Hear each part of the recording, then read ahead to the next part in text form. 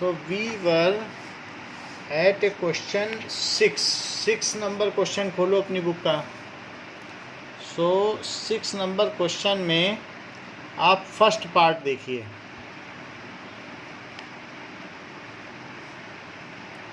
First part में उसे हम किस तरीके से लिखेंगे?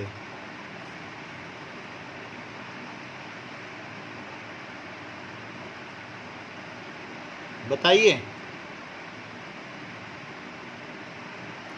तो पहले ओपन इंटरवल रहेगा, बाद में क्लोज्ड इंटरवल रहेगा कि दोनों तरफ क्लोज रहेगा? किधर कैसे रहेगा?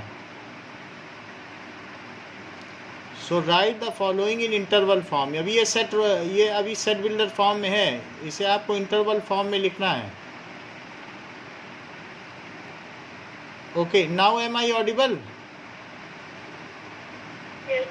तो आपको बताना चाहिए कि ऑडिबल नहीं, आप बोलती क्यों नहीं है? सो पहले वाले में क्या रहेगा? पहले ओपन इंटरवल रहेगा, बाद में क्लोज रहेगा कि दोनों तरफ क्लोज रहेगा कि दोनों तरफ ओपन रहेगा? बताइए। कौन सा क्वेश्चन? 6th question.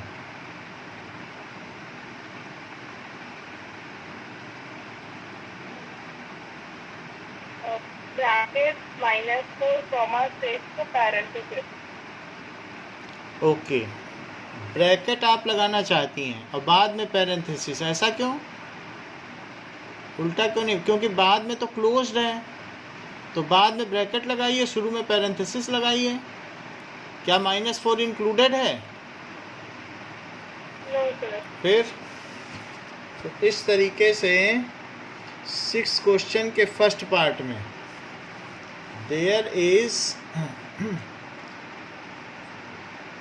-4 से 6 और ये ऐसे रहेगा। समझ में आई बात? आगे देखो नेक्स्ट में। सो पैरेंथेसिस -12, -10 हाँ, parenthesis.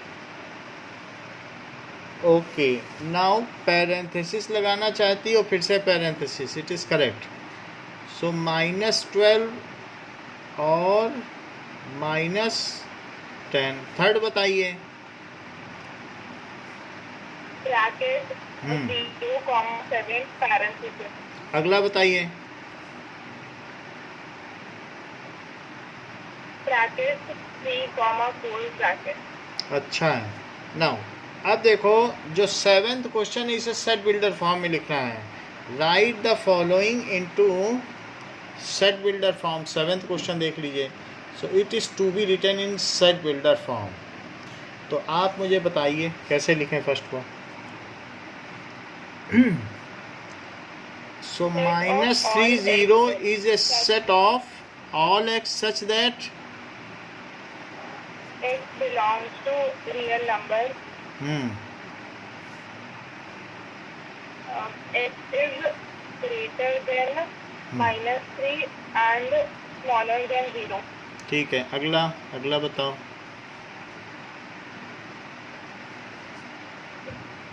Second is a set of all x such that x belongs to real number.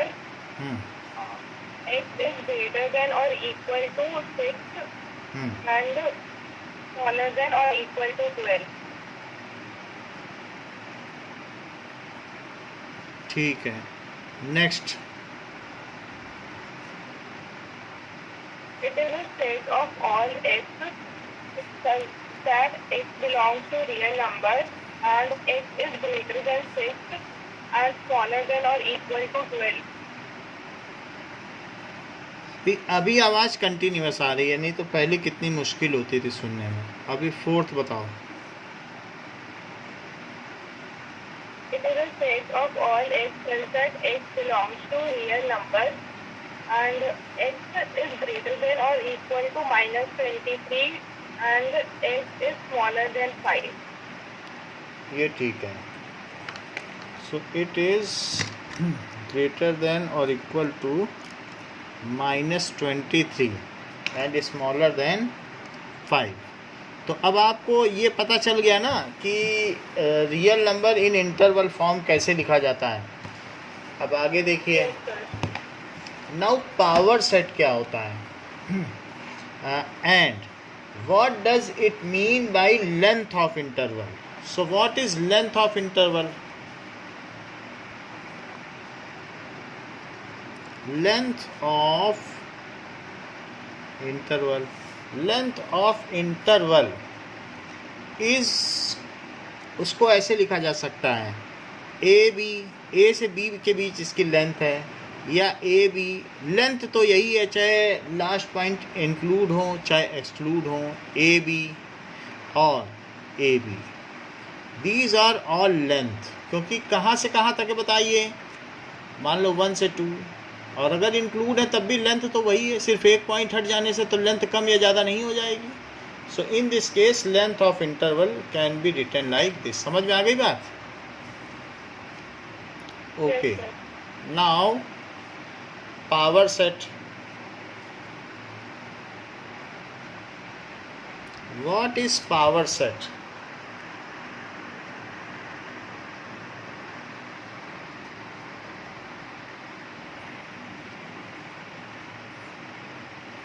So power set क्या होता है, list of all subsets. When all subsets of a set comes as element in any set, when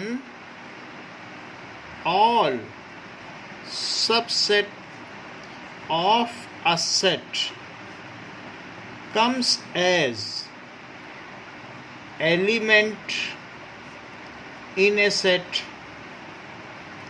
then that set is called power set of given set. जैसे कि मान लीजिए ऐसे कहा गया है कि अगर हमारे पास एक सेट है, if A is equals to 1 2, so find, ये कहा जा रहा है कि पी ए बताओ पावर सेट ऑफ ए. इसको क्या पढ़ेंगे, पावर सेट ऑफ ए बताइए. ए दिया गया, पावर सेट पूछा गया. नाउ अब हम इसको क्या करेंगे, इसके क्या क्या सबसेट हो सकते हैं, सबसेट्स. क्या इसका सबसेट 5 हो सकता है? क्या ये 1 इसका सबसेट हो सकता है? Yes, sir. क्योंकि एक सेट ही दूसरे का सबसेट हो सकता है. सिर्फ 1 लिखने से तो एलिमेंट होगा, बिलोंग करेगा, लेकिन जो इसके अंदर है वो एलिमेंट इसके अंदर भी है. तो ये सेट 1 यहाँ भी है इसका एलिमेंट और यहाँ भी पाया गया, तो ये जो 1 का सेट है वो इसका सबसेट हुआ. क्या 2 जिसका एलिमेंट हो वो सेट इसका सबसेट हो सकता है? और 1 2 जिसमें एलिमेंट हो, कोई भी सेट अपने का खुद भी सबसेट होता है. तो ये चारों एलिमेंट एज एलिमेंट आ जाएं तो उसको कहेंगे पावर सेट ऑफ ए. बोलो, बात समझ में आ गई? When Yes, sir. subset of a given set, when all subset of a set comes as element या appears as element in a set, then that set is called power set of given set. जैसे कि मैं आपको बताऊं कि यहाँ पर power set एक हमने बना दिया और B को देखो मैंने लिख दिया 1 2 3. अब मुझे पावर सेट ऑफ B का बना के दिखाओ, क्या क्या लिखूं? 5 1 2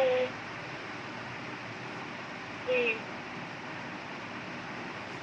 1 2 1 2 2 3 2 3 1 2 3 और 1 3 और 1 2 3. ये सारे के सारे सेट हमने लिख दिया और फिर से कर्ली ब्रैकेट लगा दिया. तो how many elements are there? B में कितने थे? 3. और number of elements in power set how many, उसको ऐसे लिखना कि पावर सेट में कितने एलिमेंट हैं बी में, तो बाहर ब्रैकेट अंदर पैरेंथेसिस, तो बताओ कितने हैं, कितने हैं बताइए, कितना इसका कार्डिनल नंबर है? 8 है। क्या ये 2 का क्यूब है? Yes, sir. तो क्या ये 2 टू द पावर NB है? यानी बी में जितने एलिमेंट्स होंगे वो 2 की पावर है। So the number of elements in A set, number of elements in power set of A set is the cardinal number of that set raised to power of 2. So number of elements in power set of a set is ये क्या होता है? Cardinal number raised as exponent on 2 पर जब exponent कर दिया जाए, so that is the number of elements of power set. तो फार्मूला क्या बन गया? Number of elements of any set it is equal to 2 to the power number of elements in that set. ठीक है। अब देखो, क्या ये बात यहाँ भी कंफर्म होती है? यहाँ पर पावर सेट में कितने एलिमेंट्स हैं?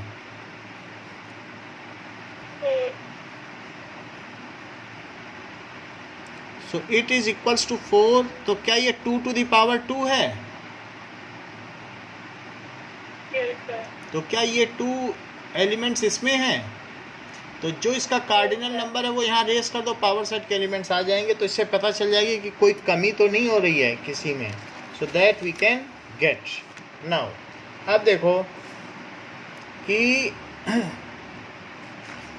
अगर आपसे कहा जाए क्वेश्चन नंबर 4, तो उसे कैसे करोगी?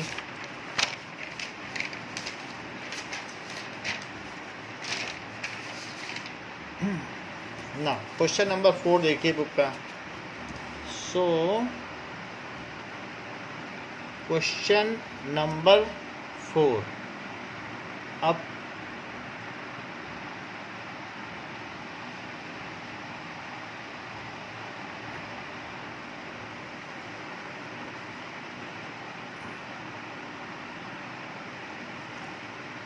ओके, तो it says that write down the subset of following set. एक सेट दिया है और इसके सभी सेट बताओ, तो लिखो सबसेट ऑफ अबव सेट। क्या क्या होंगे?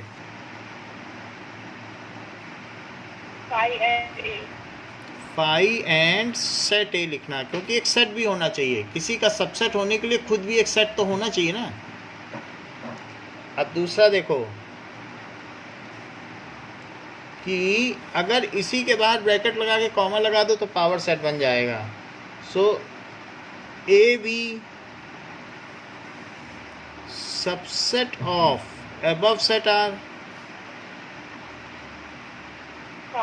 set A, set B and set A. And set A B. ये हो गया। इसी तरीके से थर्ड पार्ट पूछा गया है 1 2 3। सो सबसेट ऑफ अबव सेट वो क्या हो सकता है? 5, set 1, set 2, set 3, set 1, 2, set 2, 3, set 1, 3 and set 1, 2, 3. ठीक है। एंड लगा के लिख दीजिए, क्योंकि अभी तो कोई पावर सेट हमसे पूछ नहीं रहा है, सिर्फ सबसेट पूछे जा रहे हैं। ठीक है, तो ये हो गया। अब देखो, so now next is subset of phi. Phi का सबसेट क्या है? सिर्फ फाई, क्योंकि एम्प्टी सेट का सबसेट क्या हो सकता है? So any set is subset of itself. तो फाई का सबसेट तो फाई हो ही सकता है। Okay, Now universal set. What does it mean by universal set?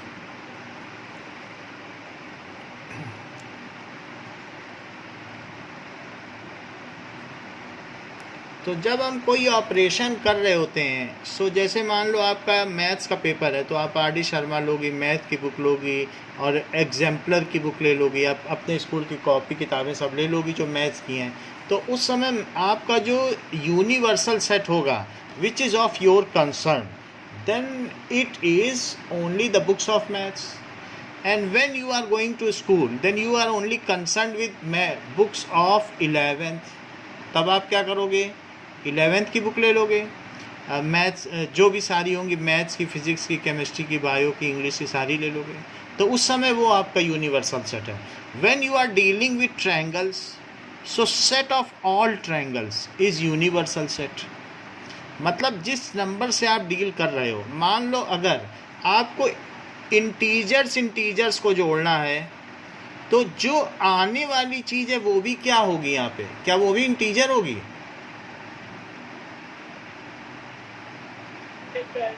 तो इंटीजर ही होगी। तो इसलिए during addition operation of integers, universal set should be taken as integer. अब जरा देखो, मान लीजिए आपको सब्ट्रैक्शन करना है नेचुरल नंबर का कर रहा हूँ, तो ऐसे केस में सब्ट्रैक्शन में जो आने वाली चीज़ है क्या वो नेचुरल नंबर होगी?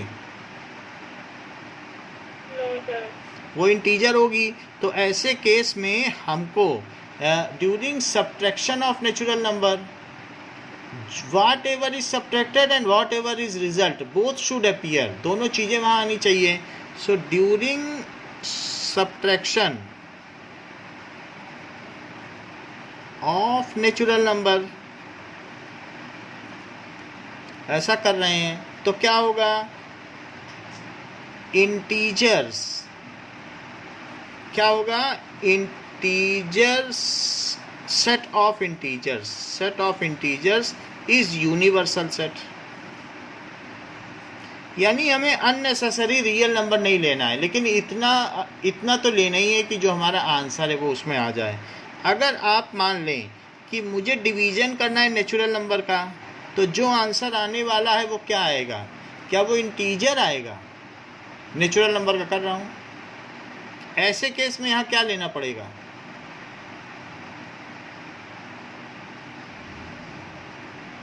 बताइए। Rational number. रेशनल ले लो, रियल क्यों लोगी? क्या नेचुरल का करोगी? अननेसेसरी बढ़ाना भी नहीं है। So during division of natural number, rational number can be taken as universal set. ठीक है? During division of natural number, rational number, output भी उसमें होना चाहिए, is taken as universal set. तो इसलिए यूनिवर्सल सेट क्या होगा कि when while studying the system of numbers, तो all the subsets of prime number या कुछ भी उसमें while dealing with any operation,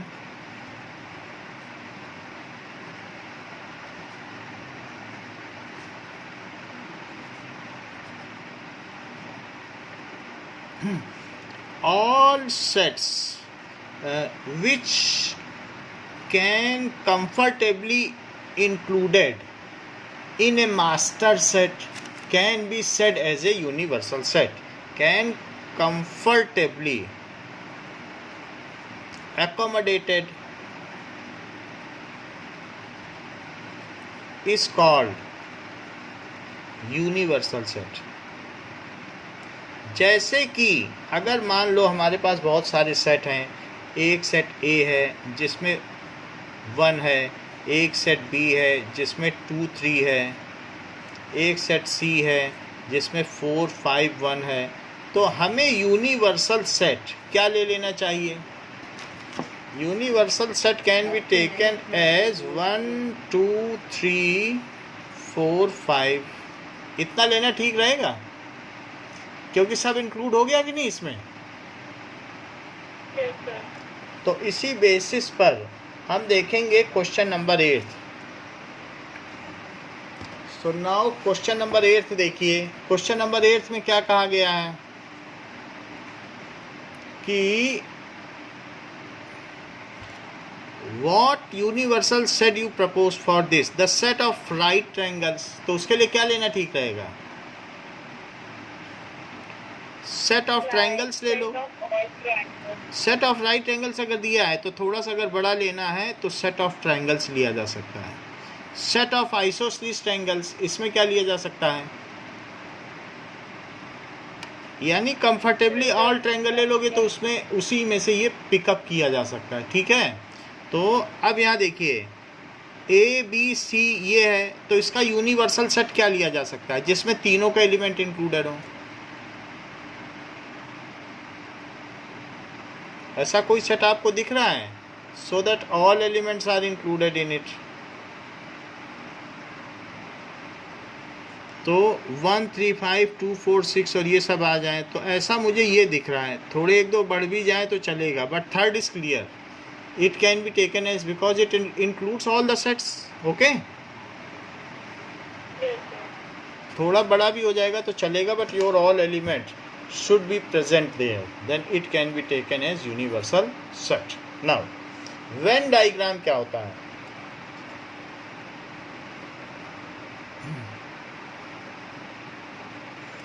John Venn proposed a notation for set in as a diagram that is called Venn diagram, by which set can be understood in a simplistic manner.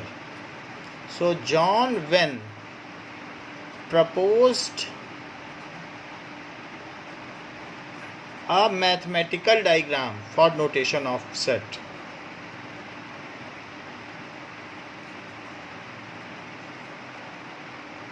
For notation of set in which universal set is represented as rectangle and other sets are represented as circles. Other sets are represented as circles. तो उसको कहते हैं Venn diagram. Now अब जरा देखो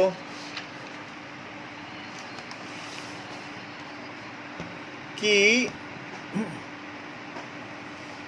हमारे पास एक ऐसा डायग्राम है जैसे जिसमें यूनिवर्सल सेट क्या दिया है 1 2 3 4 5 और ए क्या दिया है 1 2 3। सो इसमें आप क्या दिखा सकते हो 1 2 3 और यूनिवर्सल सेट क्या लिख दें? यूनिवर्सल सेट में 1 2 3 तो इसके अंदर आ ही गया। एक कमरा है, कमरे के अंदर टेबल है, टेबल पर कुछ वस्तुएं रखी हैं और बाकी जो बची हुई चीज़ें हैं वो बाहर हैं। बाकी चाहे तो इनको डॉट से दिखा सकते हैं, दीज एलिमेंट्स, ये डॉट्स हैं ऐसे। So this is the representation और इसमें ए लिख दें। सेट को भी आप ए लिख सकते हैं, ये ए अंदर भी लिखा जा सकता है और बाहर भी, और ये so this is Venn diagram जिसमें यूनिवर्सल सेट को रेक्टेंगल से रिप्रेजेंट किया जाएगा। और यूनिवर्सल सेट को कैसे रिप्रेजेंट किया जाएगा?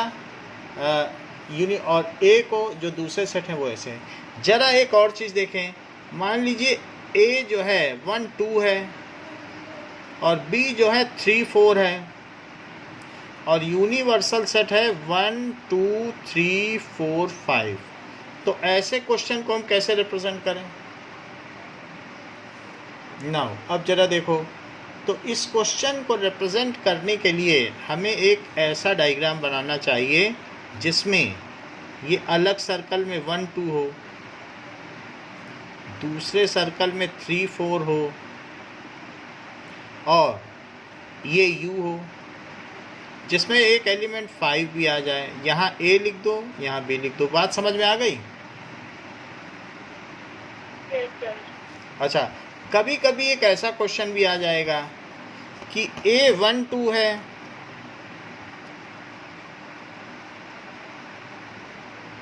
और जो B है वो 1, 2 और 3 है और यूनिवर्सल सेट 1, 2, 3 हो सकता है। 1, 2, 3 भी हो, नहीं तो 4 को भी इंक्लूड कर सकता है, ऐसा भी हो सकता है। सो ऐसे केस में A क्या B का सबसेट हुआ? Yes, sir. तो B को दिखाओ इसके ऊपर और B में 3 जोड़ दो और फिर यहाँ 4 कर दो, यहाँ U लिख दो, इस पे A लिख दो, यहाँ B लिख दो। बोलो, बात समझ में आ गई? क्योंकि B के अंदर 1, 2, 3 हो गया। अच्छा, एक और क्वेश्चन है, A12 है और B की वैल्यू है 2, 3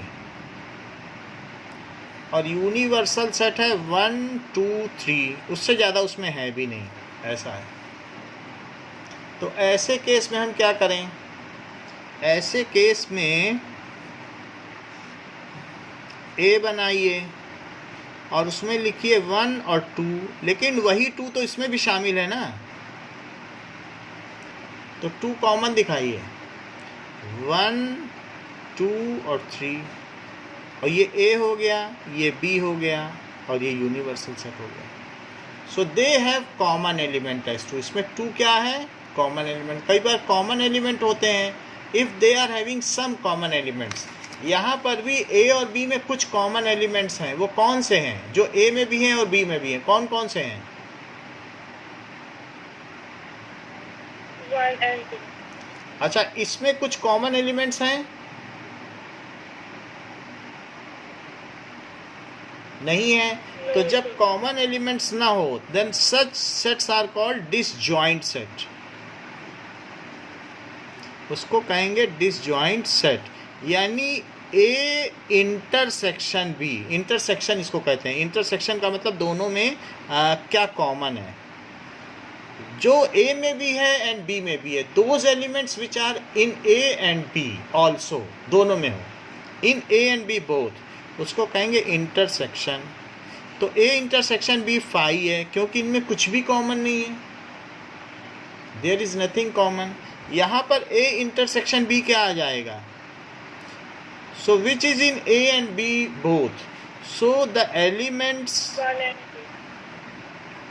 which are in A and B both, तो इसमें आ गया 1 and 2। अच्छा, यहाँ पे क्या हो जाएगा? A intersection B। बोलो। 2। अच्छा, एक और चीज़ है, A यूनियन B। एक इंटरसेक्शन होता है, U लिखो तो यूनियन। जैसे मजदूरों की यूनियन देखी है, कई फैक्ट्री के मजदूर आपस में मिलकर एक यूनियन बना लेते हैं। तो यूनियन का मतलब है अगर 2-3 फैक्ट्री के मजदूर मिल गए तो सभी तो उस यूनियन में शामिल हो गए, मजदूर यूनियन बन जाती है। तो those elements which are either in A और इन B और इन बोथ। इसका मतलब क्या होता है यूनियन का मतलब? दोज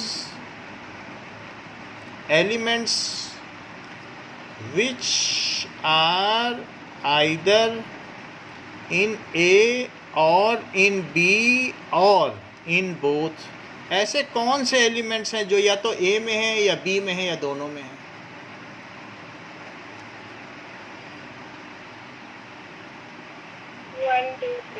ओके, सो 1, 2, 3 ये चीज़ हो गई। तो जब यूनियन की बात होती है तो हम देख लेते हैं कि A के सारे लेने हैं और B के भी सारे लेने हैं, तो ये बातचीत हो गई। अब आगे देखते हैं। Now operation on sets.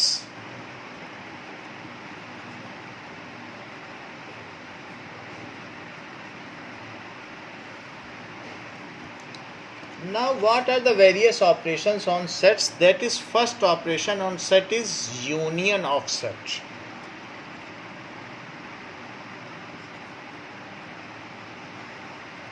तो यूनियन ऑफ सेट क्या होता है कि the union of A and B is the set, the union of A and B is the set. क्या जो यूनियन आया है वो भी एक सेट था? ऊपर जरा देखो,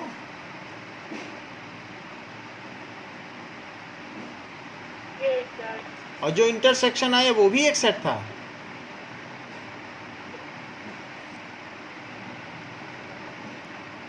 बोलो हाँ नहीं बोलो, रिस्पॉन्स करोगी तो जल्दी जल्दी होगा।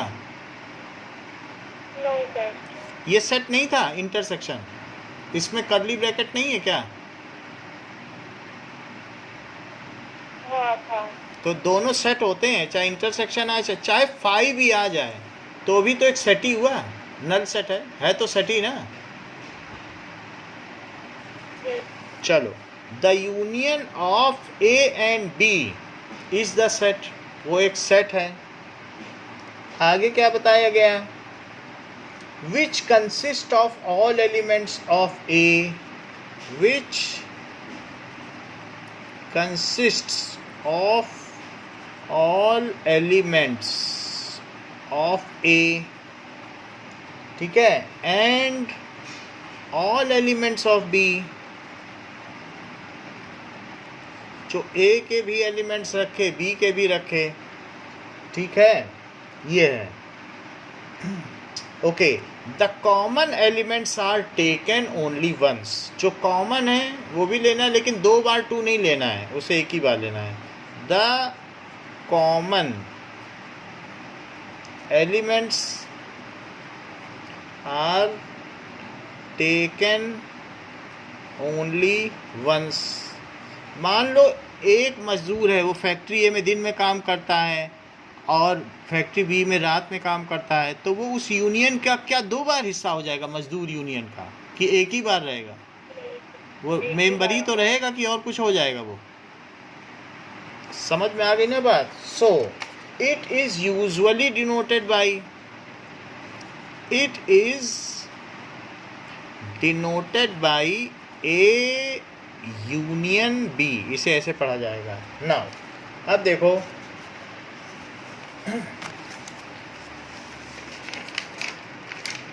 इसका एग्जाम्पल दिया गया है। सो अब एग्जाम्पल 12 देखिए आप। एग्जाम्पल 12 में क्या दिया जा रहा है? ए दिया है, बी दिया है, and you have to find their union. A और बी दिए गए हैं and you have to find their union. So let us find them. 2, 4, 6, 8, 10, 12. So that is A union B. It is equals to 2, 4, 6, 8, 10, 12. किसी element को 2 बार नहीं लेना है, लेकिन दोनों के सारे एलिमेंट लेने हैं तो यूनियन बन जाता है। अब देखो एग्जाम्पल 13, ए दिया है, बी दिया है और ए यूनियन बी आपको निकालना है। सो ए यूनियन बी पहले पता करो क्या है, दोनों के ले लेने हैं सारे। So that is A E I O U, लेकिन यही तो ए भी है, हैंस प्रूव्ड, तो ये आपको शो करना है। सो हैंस शोन, बस ज़्यादा नहीं लिखना है, बस यही दिखाना है, A union B, because A union B contains elements of both A and B. तो ये चीज़ है, which are all elements of A as well as all elements of B, ऐसे लिखना। तो जो दोनों में हो तो उसको ऐसे कहा जा सकता है। अगर ए यूनियन बी की वैल्यू ए के इक्वल है तो इससे क्या पता चलता है? मान लीजिए ए क्या है, ए ई आई ओ यू, और बी क्या है, ए आई यू, तो ए यूनियन बी निकाला, वो भी ए आ गया। इससे क्या पता चलता है? A union B is equals to A, इससे ये इम्प्लाई होता है, जैसे कि मैं आपसे ये कह दूं कि रियल नंबर्स का, रियल नंबर ऐसे लिखा जाएगा बोल्ड में, अच्छा, इसका यूनियन करो जरा नेचुरल नंबर के साथ, बताओ क्या आएगा।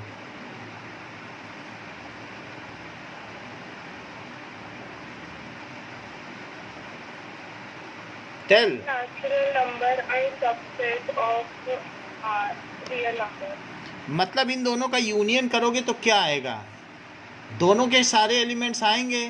तो अगर मैं रियल नंबर ले लूँ तो नेचुरल नंबर तो अपने आप ही उसके अंदर है। ऑल एलिमेंट्स ऑफ रियल भी लेना है और ऑल नेचुरल भी लेना है, तो ऑल रियल ही क्यों ना ले लो, उसमें क्या नेचुरल नंबर छूट जाएंगे। नहीं सर, तो क्या क्या ले लेना चाहिए।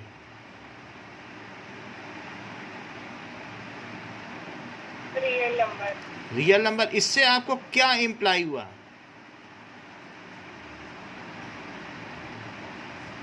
कि नेचुरल नंबर जो है वो रियल नंबर का सबसेट हुआ कि नहीं, क्योंकि नेचुरल नंबर के सारे एलिमेंट इसमें हैं, है बात कि नहीं। Yes sir. तो अगर A यूनियन B A आ गया, जैसे R यूनियन N R आ गया, तो इससे क्या इम्प्लाई होता है कि B की कोई वैल्यू ही नहीं है, B के सारे एलिमेंट A में रहे होंगे, तभी A और B फैक्ट्री में काम करने वाले सारे मजदूर A फैक्ट्री के ही हैं। तो इससे क्या पता चलता है, B के जो मजदूर हैं उनकी रोजी रोटी नहीं चलती, वो A में भी आके काम करते हैं, यही नहीं पता चलता। सो इस तरीके से जो B है वो क्या हो गया, that is subset of A। Because ये कब होगा, जब यहाँ देखो ये A है ये B है, तो A को कलर करो, A का कलर ऐसे है, A का कैसा कलर बनाया, A के मजदूर। अच्छा, B को कलर करो, B को कैसे कलर करोगे, ये B को कलर कर दिया। तो अब जरा देखो कि all coloured area A union B क्या होता है, कि सभी कलर्ड एरिया जो A में कलर्ड हो या B में कलर्ड हो, तो क्या वो A ही आ गया। Yes sir. तो A union B is all shaded region which is A only. So what does it imply?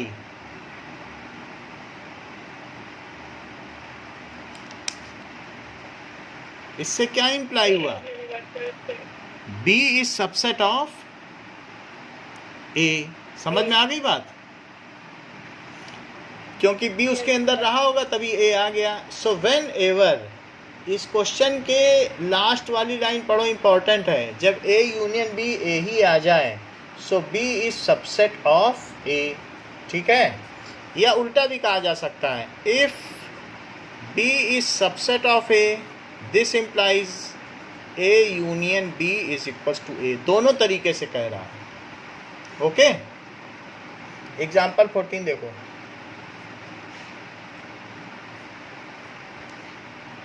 X दिया है जो कि 11th के स्टूडेंट्स हैं हॉकी टीम में, और Y दिया है जो कि फुटबॉल टीम में है। तो X यूनियन B निकालो। तो X union B, X union Y क्या हो जाएगा, राम, गीता, अख्तर, दाविद, अशोक। राम, गीता, अख्तर, गीता दोनों में है, सो अकबर, ठीक है, और डेविड, अशोक।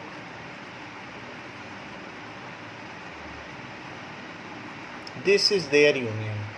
ओके, इतनी बात तो आपको समझ में आ गई कि यूनियन कैसे होता है और उसका इंटरप्रिटेशन किस तरीके से होता है। मान लीजिए अगर 3 सेट्स हैं, 1 2, और B क्या है 2 3, और C क्या है 1 4, तो क्या A union B union C बता सकती हो। देखो, कोई भी ऑपरेशन बाइनरी ऑपरेशन होता है। कभी अगर मैं आपसे कहूँ कि 2 + 3 + 4 बताओ, तो एक साथ तीनों जोड़ सकती हो कि नहीं, कि 2 करके जोड़ोगे फिर जोड़ोगे। So any operation is binary operation, कोई भी चीज़ दो पे ही लगाई जा सकती है, ऐसे मन में तीनों नहीं जोड़े जा सकते, बाइनरी ऑपरेशन होता है। तो यहाँ पर भी अगर तीनों का यूनियन चाहिए तो पहले ए यूनियन बी निकालो, जब वो आ जाए तब सी निकालो। तो ए यूनियन बी कितना आएगा? 1 2 3, और इसका अब यूनियन सी के साथ कर दो तो क्या आ जाएगा? 1 2 3 4। 1 2 3 4, ये है। ये बात हमने कर ली। सो इन दिस वे तीनों चीज़ों का भी यूनियन निकाला जा सकता है। So this much is for today. Thank you.